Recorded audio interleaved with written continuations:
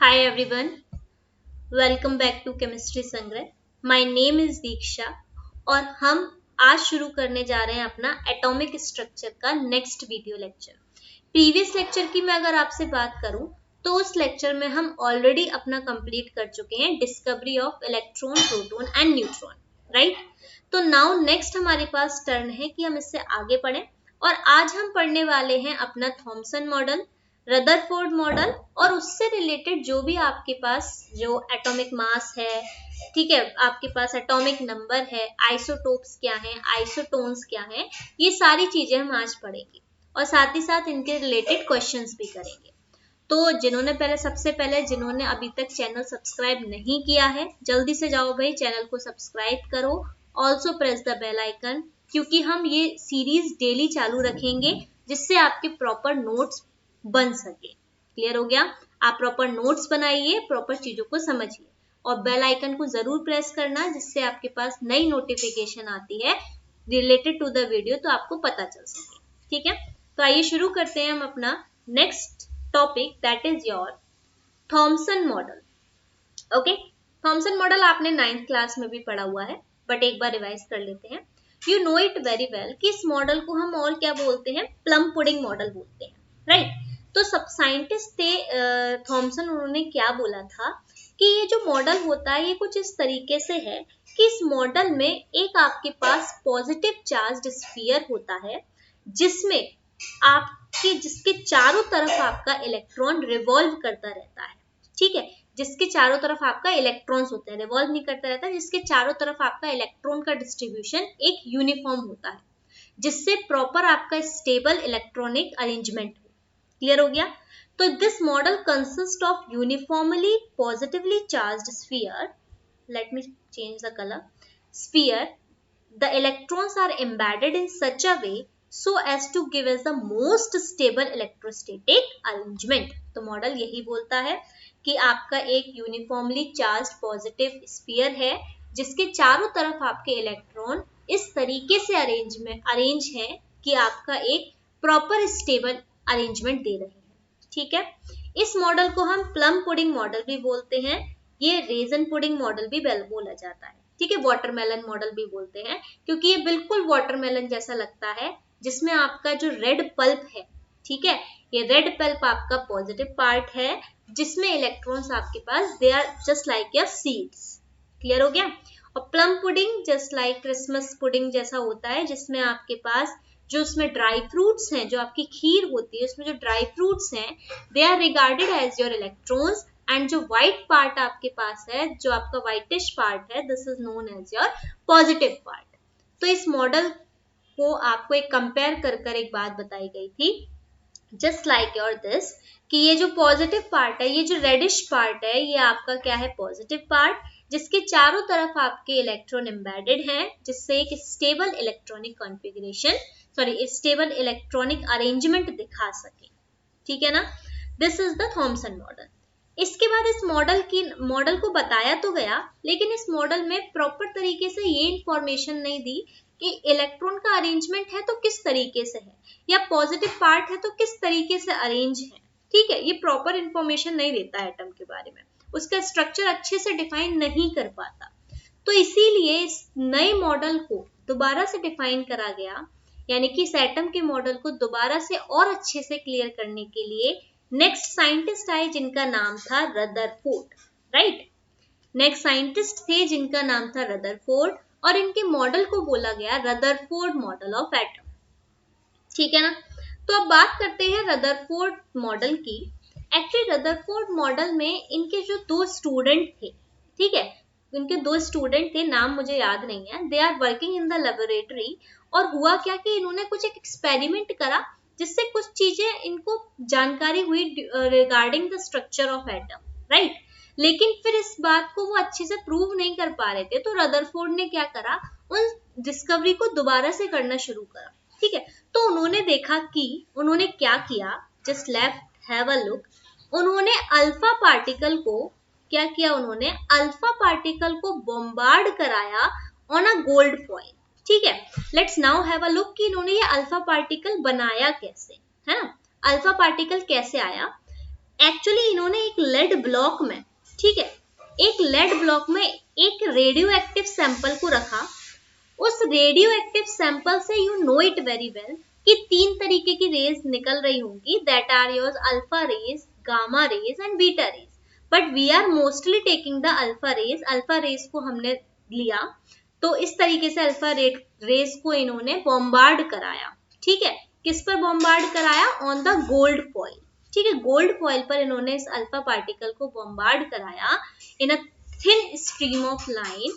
तो क्या पता चला भाई, कुछ ऑब्जर्वेशन आए वहां से, जिसमें सबसे पहला ऑब्जर्वेशन है कि some of the alpha particle gone straight, यानी कि जब अल्फा पार्टिकल पर इनका बॉम्बार्डमेंट हुआ तो कुछ अल्फा पार्टिकल बिल्कुल स्ट्रेट चले गए, ठीक है, कोई डिफ्लेक्शन नहीं, कुछ नहीं, बिल्कुल स्ट्रेट गए हैं, ठीक है।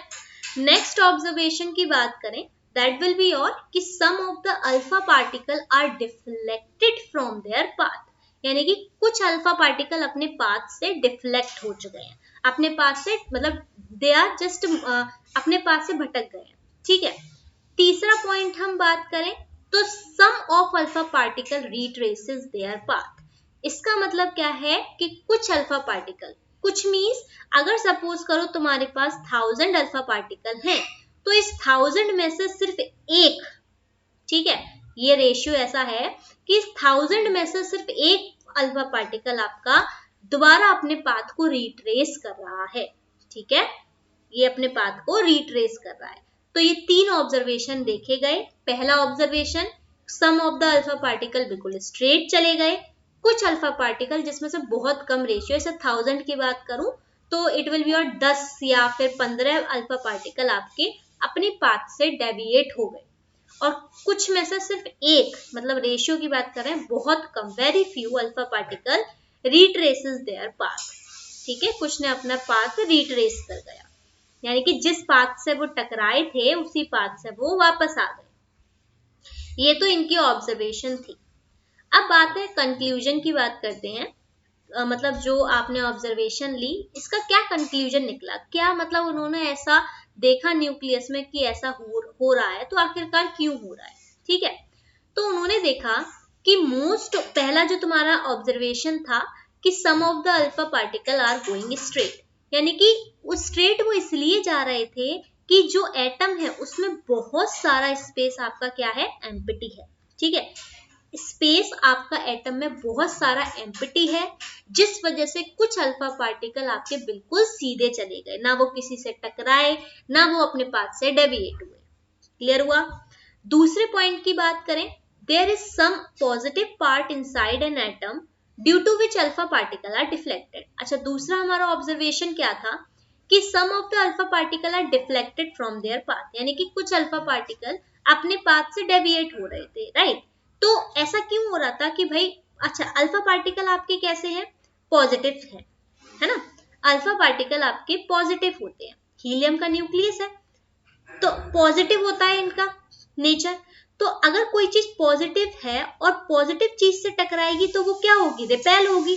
अगर रिपेल होगी तो इट मीन्स क्या कि वो अपने पाथ से डिविएट हो रही है, ठीक है, डिफ्लेक्ट हो रही है। तो यानी कि ये डिफ्लेक्शन तभी देखने को मिल सकता है जब आप किसी पॉजिटिव चीज से टकराए हो, ठीक है। तो इसने यही बताया कि there is some positive part inside an atom to which alpha particle are deflected, ठीक है, but this positive part is small in size, बहुत छोटा है, इसीलिए बहुत सारों में से बहुत कुछ, मतलब बहुत थोड़े से पार्टिकल्स अपने पाथ से डिफ्लेक्ट हुए हैं, ठीक है, पॉजिटिव पार्ट है लेकिन बहुत छोटा है। क्लियर? तीसरी ऑब्जर्वेशन की बात करें, there is very heavy mass concentrated at the centre of atom, यानी कि तीसरा ऑब्जर्वेशन क्या था कि सम न लिखकर अगर हम यहाँ पर वेरी फ्यू कर दें then it will be very good, कि वेरी फ्यू, तो यानी कि एक जो अल्फा पार्टिकल आपका पाथ रिट्रेस कर रहा था, ऐसा क्यों था, ऐसा इसलिए था क्योंकि बीच में कोई ना कोई चीज ऐसी हार्ड रखी हुई है। जैसे मैं अगर एग्जांपल से समझाऊं, ये बीच सेंटर में कोई ना कोई चीज हार्ड है, इस हार्ड चीज से टकराने की वजह से एक अल्फा पार्टिकल अपने पाथ को रिट्रेस कर रहा है, ठीक है, बहुत हार्ड है, यानी कि इतनी हार्ड है कि पूरे एटम का मास इसी बीच वाले सेंटर में है, ठीक है ना। तो इसीलिए ओवरऑल जो आपका एक पार्टिकल रिट्रेस कर रहा है अपने पाथ से, इट मीन्स कि वो किसी ना किसी बहुत ज्यादा भारी चीज से टकरा रहा है। ओके, तो ये इसके 3 ऑब्जर्वेशन थे जो रदरफोर्ड ने बताए। इसी के बेसिस पर इन्होंने क्या करा, न्यूक्लियस की खोज करी थी। ठीक है, न्यूक्लियस को डिफाइन किया था, मतलब इन्वेंट किया था कि बीच में जो आपके पास पार्ट जो हैवी मास है, वो हैवी मास आपका क्या है, दिस इज योर न्यूक्लियस। ये हैवी मास आपका किसका नाम दिया गया, न्यूक्लियस का नाम दिया गया। और इसी के बेसिस पर इसका एक मॉडल आया जिसे हमने बोला रदरफोर्ड न्यूक्लियर मॉडल। ठीक है, आइए पढ़ते हैं मॉडल क्या कहता है, साथ साथ नोट्स बनाते चलना, एज वेल एज अगर कोई क्वेरी आती है तो आप मुझे कमेंट बॉक्स में बता सकते हो कि मैम ये चीज समझ में नहीं आई है। ओके, और सब्सक्राइब तो भाई मैंडेटरी है, आपको करना ही पड़ेगा। तो रदरफोर्ड के न्यूक्लियर मॉडल की बात करते हैं। ये मॉडल क्या कहता है, in an atom entire mass and the positive charge is concentrated eight the centre of atom. यानी कि ओवरऑल जो मास है वो आपका सेंटर ऑफ एटम पर कंसंट्रेटेड है। यानी कि अगर हम एटम के मास की बात करें तो वो पूरा का पूरा जो मास आ रहा है ना एटम का, वो सिर्फ एक बीच जो सेंटर में प्रेजेंट होने वाली चीज की वजह से आ रहा है, क्योंकि वो बहुत भारी है। और वो किसको क्या नाम दिया गया, this is named as your nucleus. ठीक है, क्या नाम दिया गया उसको, न्यूक्लियस का नाम दिया गया।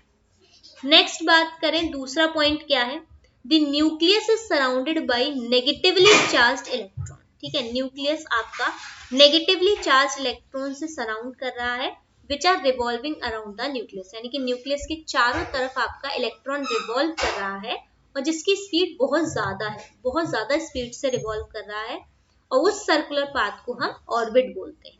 क्लियर। थर्ड पॉइंट है, the electron and the nucleus are held by electrostatic force of attraction. ठीक है, यानी कि जो न्यूक्लियस और इलेक्ट्रॉन आपस में एक दूसरे से कनेक्टेड हैं, तो इनके बीच में एक इलेक्ट्रोस्टैटिक फोर्स ऑफ अट्रैक्शन है। ठीक है, तभी वो एक एटम आपका ओवरऑल स्टेबल है, अदरवाइज एटम स्टेबल नहीं होता। ठीक है, लास्ट है, most of the space between nucleus is empty. तो मैं ऑलरेडी आपको बता चुकी हूँ कि न्यूक्लियस में बहुत सारा स्पेस क्या है, एम्प्टी। तो ये ओवरऑल आपके पास क्या था, this is your Rutherford model, जो आपको समझा दिया गया। अब इस रदरफोर्ड मॉडल से बहुत सारी डेफिनेशंस निकल कर आई, बहुत सारे कंक्लूजन निकल कर आए। तो आइए पढ़ते हैं हम सबसे पहली आपके पास डेफिनेशन के बारे में, that is your atomic number. ठीक है, एटॉमिक नंबर के बारे में पढ़ते हैं।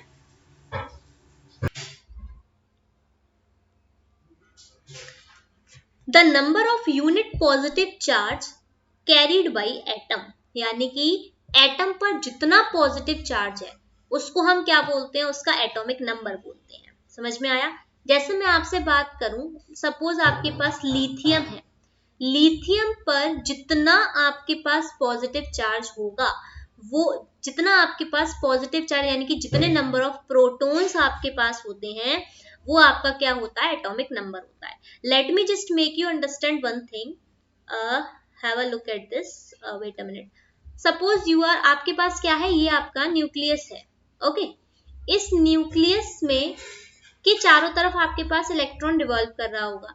तो न्यूक्लियस में आपके पास क्या क्या चीज होती है, प्रोटॉन और न्यूट्रॉन होते हैं। ठीक है, तो ये जो नंबर ऑफ प्रोटॉन की संख्या है, नंबर ऑफ प्रोटॉन हमेशा आपके एटॉमिक नंबर के बराबर होते हैं, ये बात याद रखना। जितना एटॉमिक नंबर,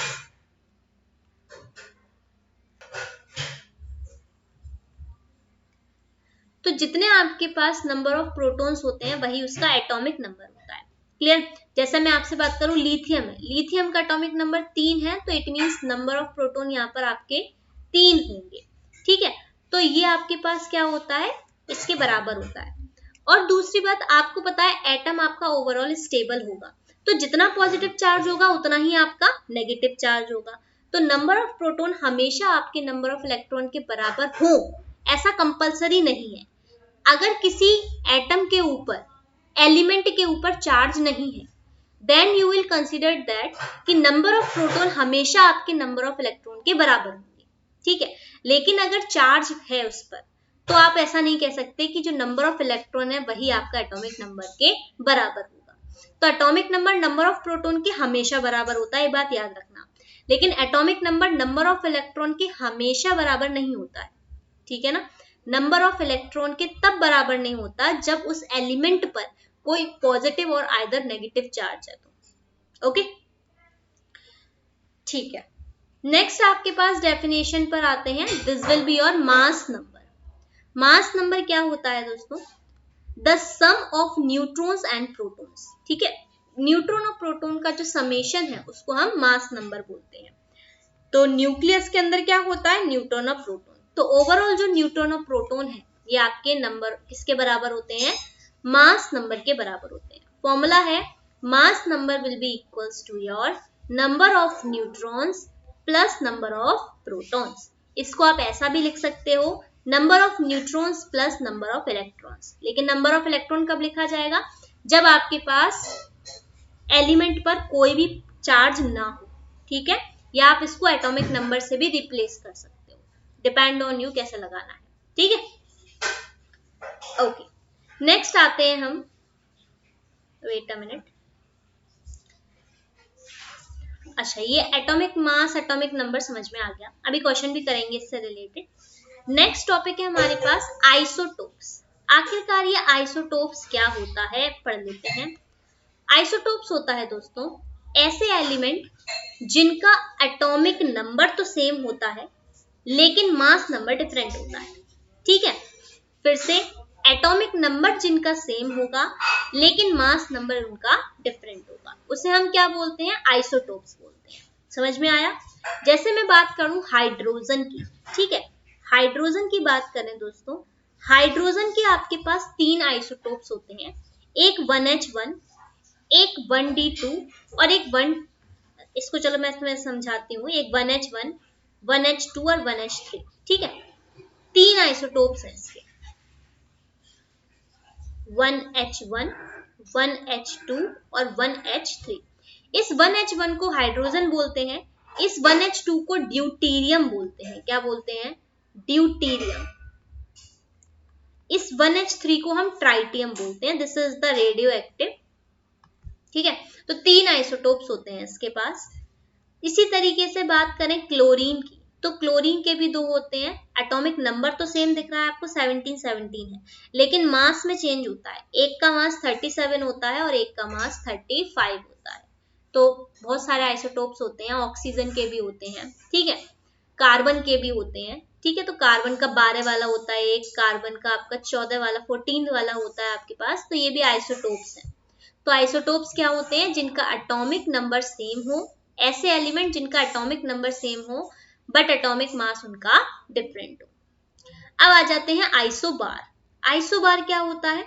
आइसोबार होता है जिनमें मास नंबर तो सेम हो, ठीक है, मास नंबर सेम है लेकिन एटॉमिक नंबर डिफरेंट है, उल्टा बिल्कुल, ठीक है ना।